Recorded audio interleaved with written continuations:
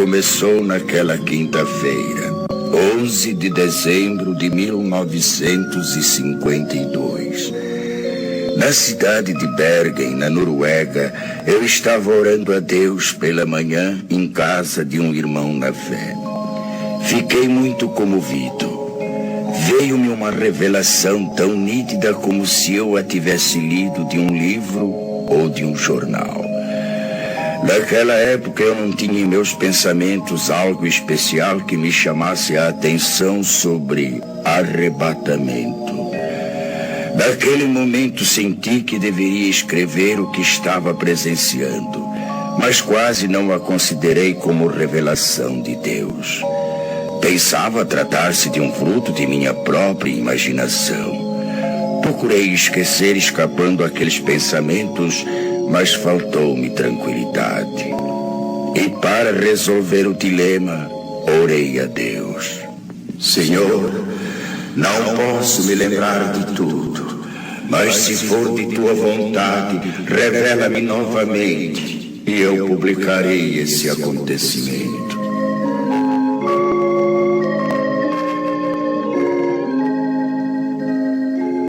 Passaram-se 2 semanas. Numa noite, por volta das 22 horas, voltei a ver claramente pela segunda vez a relação. Não tive mais dúvidas. Apanhei lápis e papel. Comecei a anotar os acontecimentos segundo iam se desenrolando diante de mim. Assim escrevi até 1h da madrugada. Estava já cansado e não suportando mais por causa dos meus 79 anos de idade.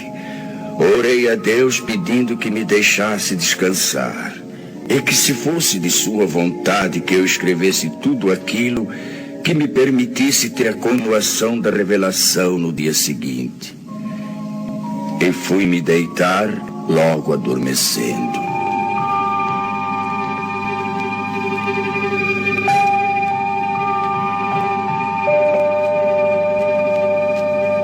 Por uma noite, depois de uma semana, como nas vezes anteriores, veio a mim o restante da revelação, começando exatamente onde havia sido interrompida. Esta é a descrição de como veio a mim a revelação de Deus. Espero possa ela despertar mais almas para se dirigirem a Deus, antes de soar a última trombeta.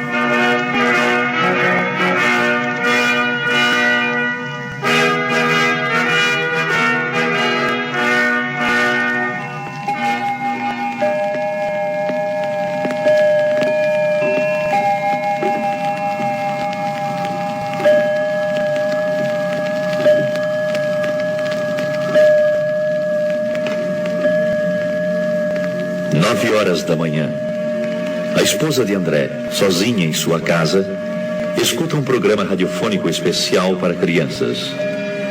Ela aprecia tais programas, pois sempre falam sobre a palavra de Deus. Ela fica contente em saber que muitas crianças podem ouvir a palavra do Senhor. E conforme pensava ela, isso era mesmo muito bom, desde que fosse tomado cuidado de não fanatizar as crianças.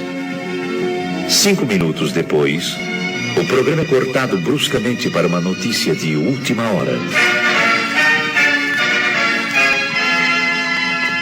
Interrompemos as nossas transmissões para informar que recebemos de Oslo, nossa capital, notícias urgentes de que a cidade se encontra em pânico.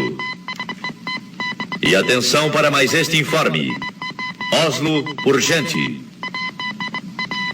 Informa-se da central de polícia que algo misterioso aconteceu. Não se pode calcular o número de pessoas, tanto menores como de adultos, que desapareceram de repente sem deixar o mínimo vestígio para as autoridades. A nossa polícia não está podendo explicar o porquê desse acontecimento, nem sobre os desaparecidos.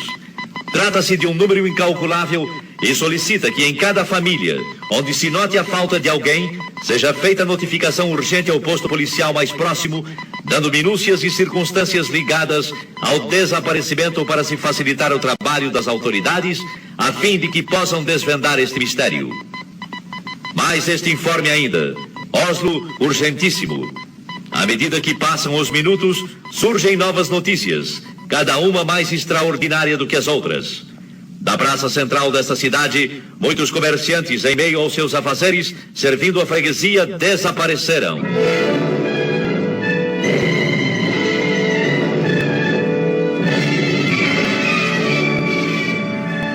O noticiário contava que um freguês de uma casa de floricultura relatou aos policiais que... Quando eu estava pagando a despesa das minhas compras, o negociante que estava trocando dinheiro sumiu.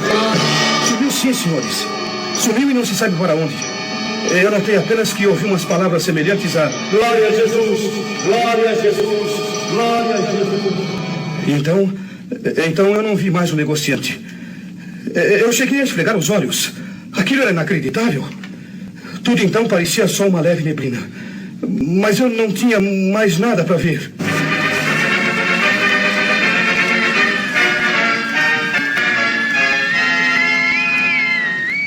Oslo, capital, urgente. Notícias de última hora informam que uma senhora gritava desesperadamente em plena via pública, jogando fora travesseiros e cobertores de um carrinho de criança, procurando inutilmente dentro do carro seu filhinho de apenas 8 meses de idade.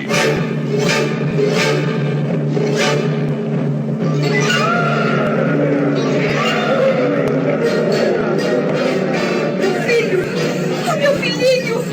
Onde está ele? Socorro, ajudem-me! Alguém roubou meu filho!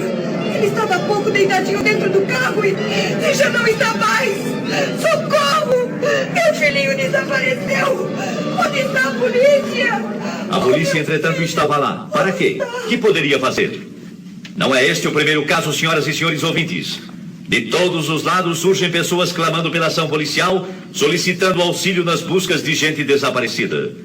São pessoas que chegam chorando e gemendo. Um negociante, há poucos instantes, abandonou sua loja e, correndo rua abaixo a plenos pulmões, alarmava. Socorro! Socorro! Eu não sei como, mas 2 empregados de minha loja acabam de desaparecer!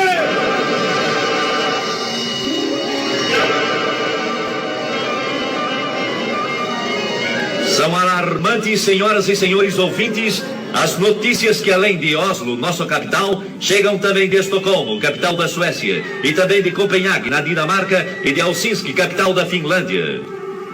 Que será o fim disso? De todas essas partes, os acontecimentos são iguais. Os desaparecimentos das pessoas são iguais. E de todo o interior do país, chegam as mesmas indagações. O que é isso? O que é isso? O que é isso? O que é isso? O que é isso?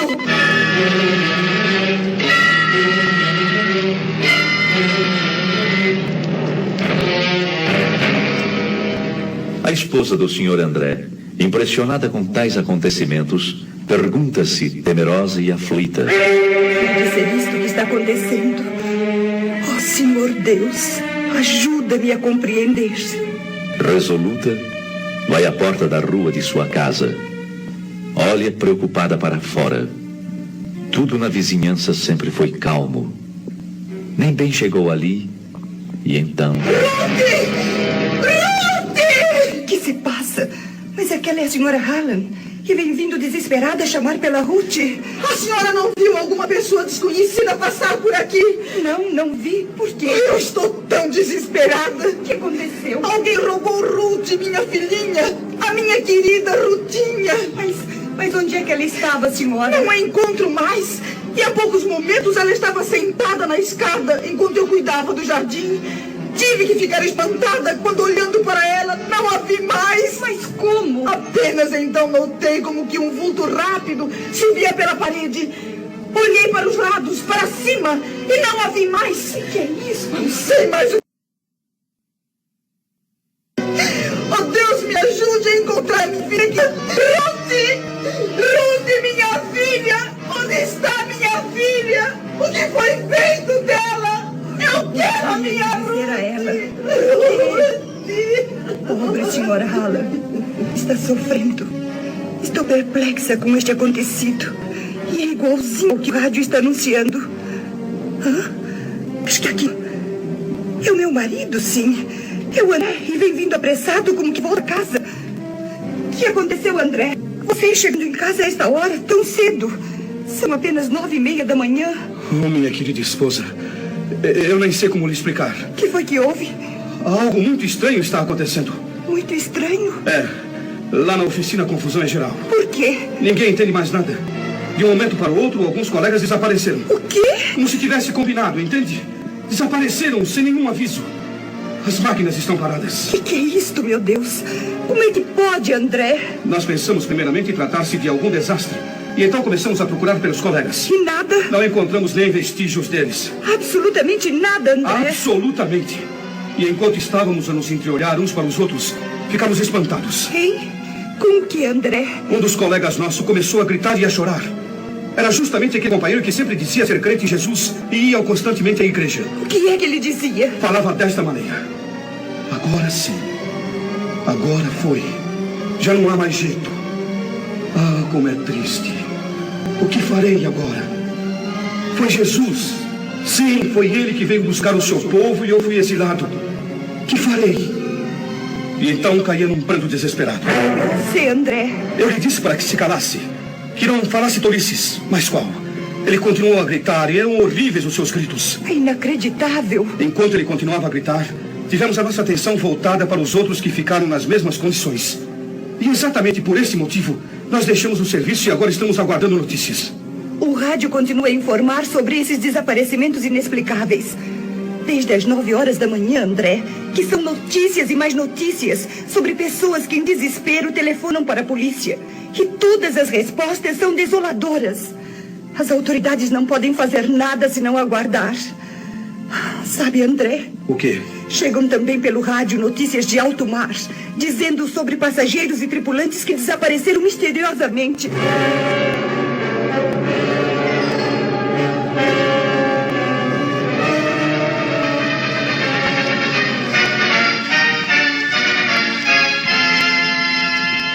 Notícias de última hora. Da maternidade desapareceram todas as crianças recém-nascidas. As mães destas crianças gemem de dor e tristeza e espanto. Médicos, enfermeiras, assistentes estão perplexos, inclusive pelo motivo de estarem faltando também alguns de seus colegas. Acertem seus relógios, exatamente 11 horas da manhã. Notícias de Londres anunciam que desde as 9 horas da manhã, os comunicados recebidos de toda a Inglaterra dão conta do inexplicável desaparecimento de pessoas de toda classe social e idade, da mesma maneira, sem explicação alguma. Sabe-se em todo esse mistério que diversos pastores e sacerdotes chamaram os membros de suas igrejas e notaram que os que desapareceram eram justamente os mais piedosos e obedientes a Deus, os mais fiéis nas suas orações, os que dificilmente faltavam aos cultos. Um dos pastores, entre os mais conhecidos de grande igreja, expediu um comunicado convocando todos os seus auxiliares para uma reunião que deverá ser realizada ainda nesta noite. Já são passadas mais de 3h30 desde a primeira notícia deste estranho acontecimento mundial. Dos lugares mais distantes chegam as mesmas notícias. A que mais chamou atenção é a que veio lá da Coreia. Também da Coreia? E qual é? Lá se calcula centenas de milhares de desaparecidos, e entre eles muitos militares das Forças Unidas.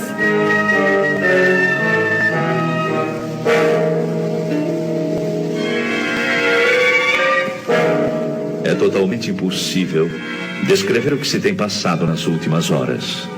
A angústia toma conta de todos. As ruas estão agora com movimento desusado. Pessoas correndo, chorando, chamando e clamando. As mães aflitas à procura de seus filhos, e no meio destes clamores também há os que zombam e amaldiçoam a Deus e aos próprios homens. Um senhor correndo com os punhos levantados gritava: Cuidado, gente! Cuidado! Ele vem nos pegar um por um! Com certeza perdeu o juízo! Uma senhora de idade, parada, com as mãos postas, olhando para o alto, clamava: Oh, não, não! Nós estávamos prontos para subir com ele. E ele veio e eu não subi. Agora terei de ficar. Daqui para frente ninguém mais será levado. Oh, Senhor Jesus! Oh, Jesus, ajudai-nos. Eu sei, bem sei, não adianta mais. E eu, que sempre fui religiosa durante toda a minha vida, mas que nunca pensei que ele viesse assim tão depressa. Oh, eu devia ter cuidado mais de minha vida espiritual. Eu devia ter cuidado mais de minha vida espiritual.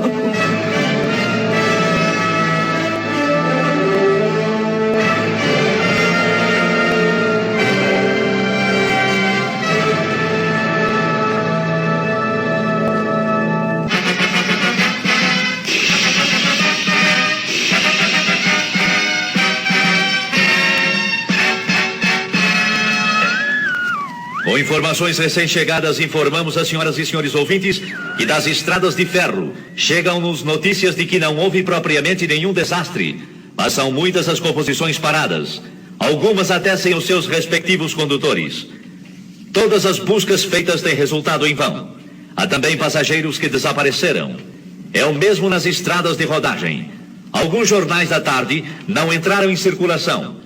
Perturbação e nervosismo têm dificultado os trabalhos das autoridades, que se esforçam para a complementação de um relatório exato do número de desaparecidos. Cientistas reunidos e meteorologistas trabalham sem repouso, procurando elucidar o mistério, segundo seus conhecimentos e experiências. Voltaremos a qualquer instante com a edição extraordinária que se fizer necessária.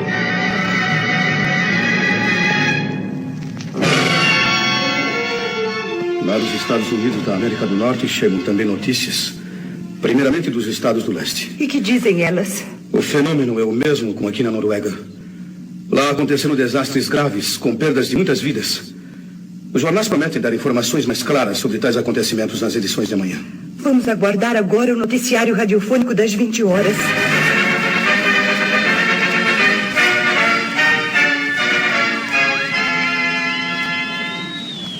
Nossa emissão pode informar agora que a catástrofe se manifestou exatamente na mesma hora em todo o mundo. Embora as informações tenham partido das grandes cidades, já se sabe agora que em todos os locais, cidades menores, vilas e aldeias, o acontecimento é idêntico. Assim como tem se dado na parte norte da Terra, dá-se também na parte sul. O que toma conta da população é o medo. Ninguém nesta noite procura cama para dormir, tal é a apreensão do povo.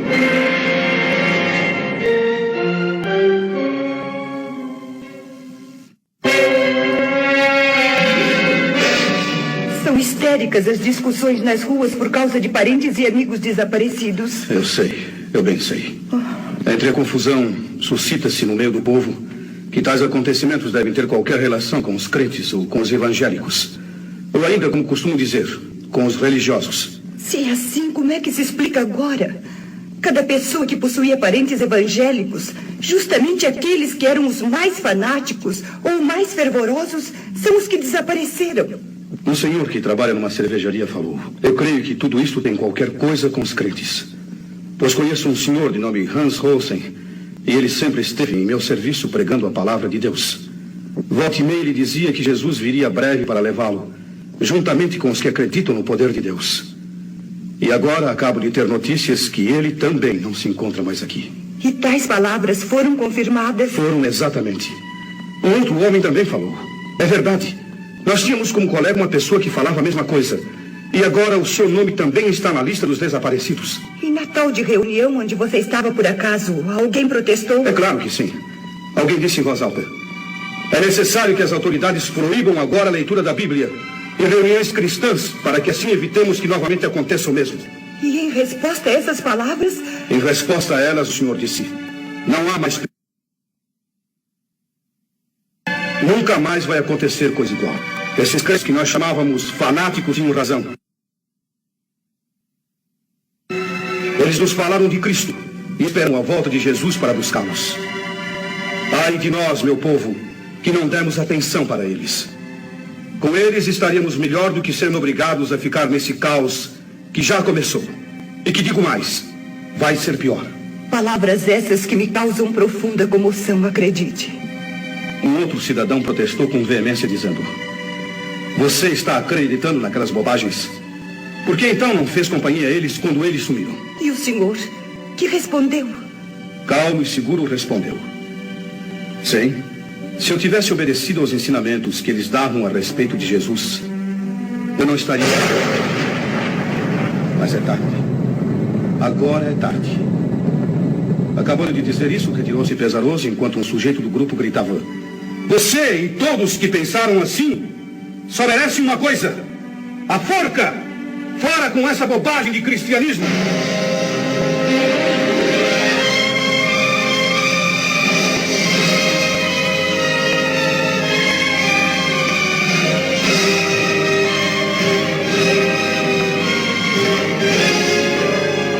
No dia seguinte, nem o rádio podia dar informações para esclarecimento do grande mistério. Apenas continuavam as notícias vindas de longe. Dos campos, missionários falavam tais notícias do desaparecimento em massa. Poucos membros de igrejas foram os que ficaram. Naquela noite marcada para a reunião dos pastores e pregadores, a presença era boa, mas o número dos que faltavam era considerável. O ambiente estava triste, pesado mesmo. Os corações estavam como que congelados. Durante a reunião, mais do que um se manifestou demonstrando desespero extremo. Todos estavam de acordo a respeito do que havia acontecido. Sim, era a grande verdade. Santos tinham sido arrebatados da terra.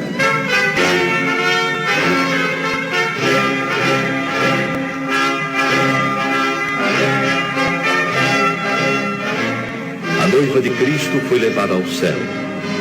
Entre alguns crentes, houve a confissão de que, apesar das preparações teológicas e estudos da palavra de Deus, nunca chegaram a compreender que aquilo seria uma realidade. A verdade é que estavam completamente estranhos ao novo nascimento e longe da adoção de filhos. Um dos mais novos falou: eu nunca aprendi assim. Os professores nunca nos falaram que ia ser como se deu estes dias. Houve nesse momento certas tendências para discussão. Porém, os ânimos estavam abalados demais para que saísse algo aproveitável.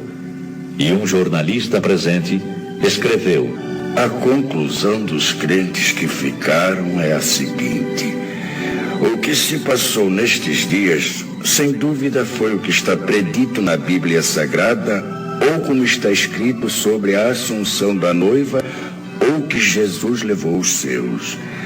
Isto é tudo que podemos informar no momento. Este comunicado, porém, não foi publicado. As autoridades acharam que tudo aquilo era produto da mente nervosa dos evangélicos e seus ministros. Foi ainda qualificado de fantasia, sem ter nada de realidade.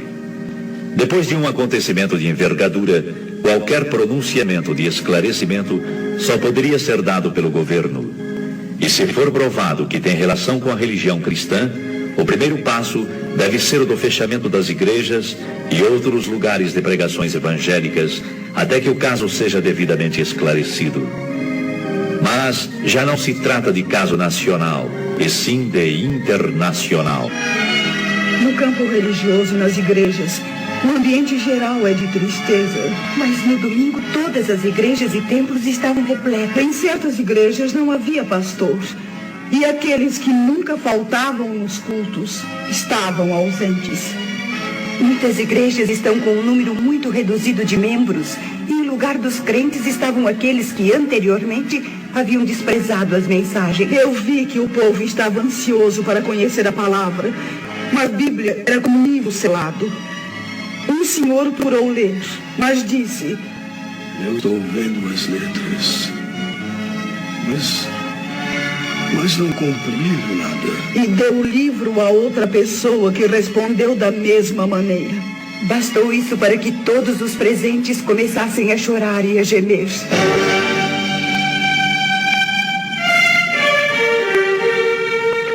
Mas a população em geral culpava os religiosos por tão grande calamidade. Tudo isso tem acontecido unicamente por causa dos crentes. Sim, é isso mesmo. Esta praga tem vindo sobre nós unicamente por causa deles. Vamos até a igreja e vejamos o que podem eles nos explicar. E a explicação dos que ficaram foi simples triste e com poucas palavras. O tempo da graça terminou. Mas algumas palavras e no culto iniciou-se a confusão, bem como em todas as reuniões realizadas para tais esclarecimentos. Alguns, levantando-se, começavam a culpar o pregador. A culpa é sua! Muitos não subiram porque você nunca esclareceu como deveria fazer, anunciando que a vinda de Jesus estava perto. Nunca esclareceu que devíamos ter um coração purificado e cheio do Espírito Santo. E que sempre deveríamos estar retos diante de Deus e também dos homens. Agora eu sei o que foi que me impediu de ir de encontro a Jesus. Foram justamente as mínimas coisas que eu julgava de importância e que não me impediriam de ir ao céu. E eis que aqui estou. Tem misericórdia de mim. Ajuda-me! Ajuda-me! Calem a boca. Eu fiz o meu dever. Fiz o meu dever e fiz mais ainda.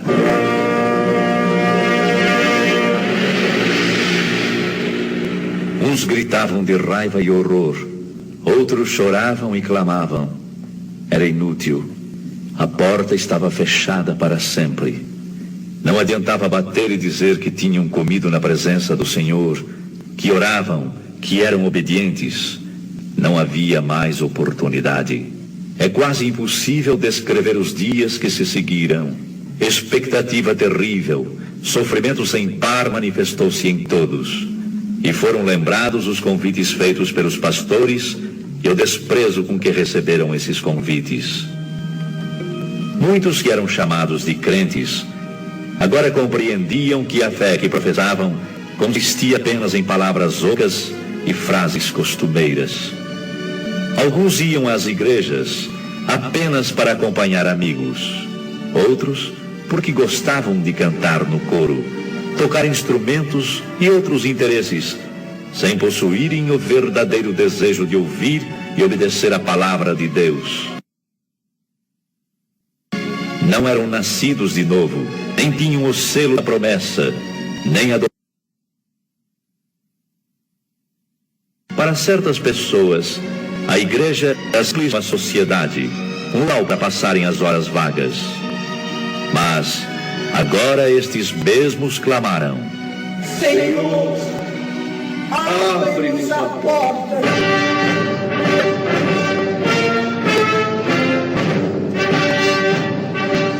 Para espanto e preocupação maior, surgem os rumores de que a Terceira Guerra Mundial está prestes a ser iniciada. As relações entre Oriente e Ocidente foram cortadas. Dos regimes que pertencem ao bloco comunista, anuncia-se que foram proibidas toda e qualquer reunião evangélica. Estavam, pois, já reconhecendo que a perturbação existente e a desordem geral, os culpados eram os crentes.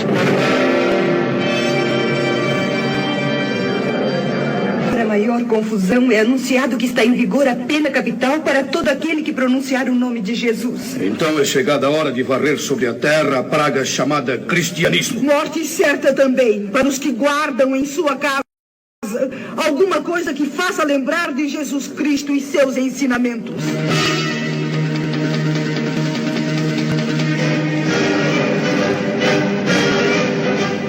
Nos países democráticos, demorou um pouco para que seguissem o exemplo comunista. A maioria descrente, tanto da população como nas camadas governamentais, exigiram aquelas medidas, procurando assim garantir o povo da perturbação nesse sentido. Foi, pois, aprovado em todos os cantos da terra a mesma lei, ou seja, morte para os chamados crentes. Bastará pronunciar o nome de Jesus para sofrer a pena capital.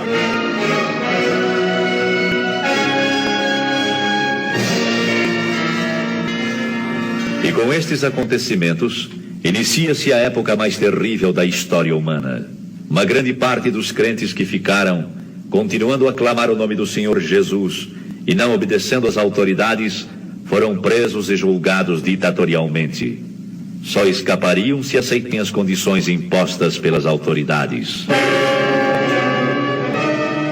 Se vocês maldizerem o nome de Jesus, negando-o, Então salvarão suas vidas e a vida daqueles a quem amam.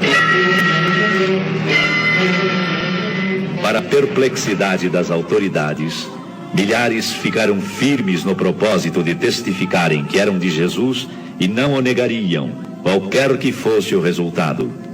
Agora, Satanás estava demonstrando que verdadeiramente estava agindo sobre a face da terra. Ai dos que habitam sobre a terra.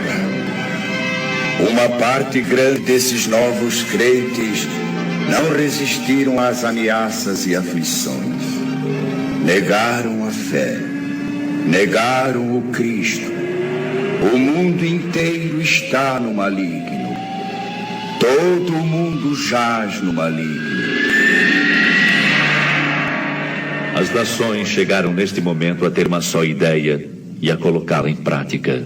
Exterminar com o cristianismo e extingui-lo para sempre. O príncipe deste mundo toma poder completo. E filhos acusando seus pais, entregando-os para morrerem.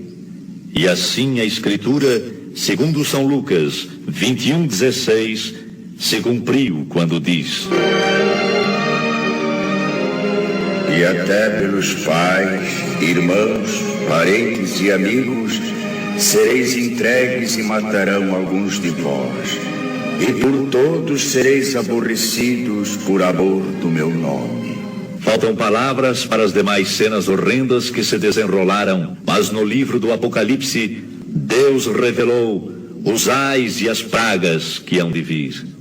E o clamor destes infelizes continuava, segundo São Mateus 24:22. Senhor, Senhor, venha abreviar estes dias.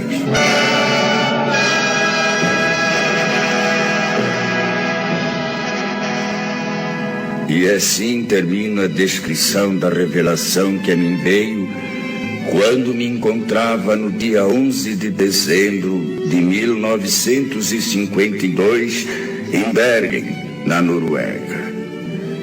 Ao irmão em Cristo, ao amigo, lembro: prepara-te para o encontro com Deus, para que não aconteça de seres deixado quando o Senhor vier buscar a sua igreja.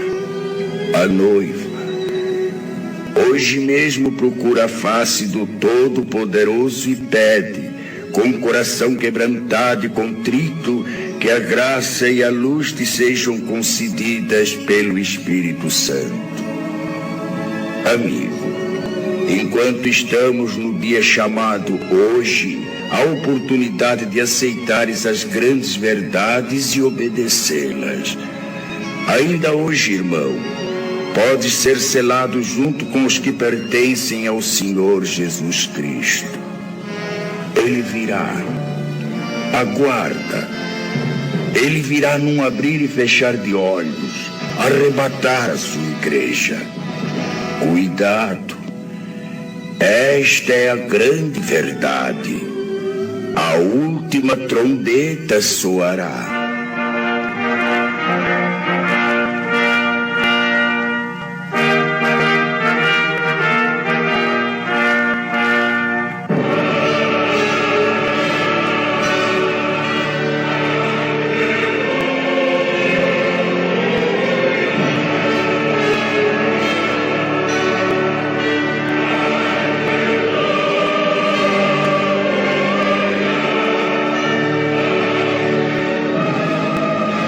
Esta foi a revelação recebida por um servo de Deus, Olaf Rode, sobre o arrebatamento da Igreja de Cristo. Seu tradutor é o virtuoso missionário Erik Alder Peterson, que lembra a todos esta seguinte advertência autêntica: a vinda de Jesus está próxima. E como vai ser quando ele vier e os dias que se seguem? Podemos relembrar nestas poucas cenas que ouvimos, com todas as ocorrências, que milhares sejam despertados e se preparem para o grande dia da última trombeta. É o que eu desejo de coração.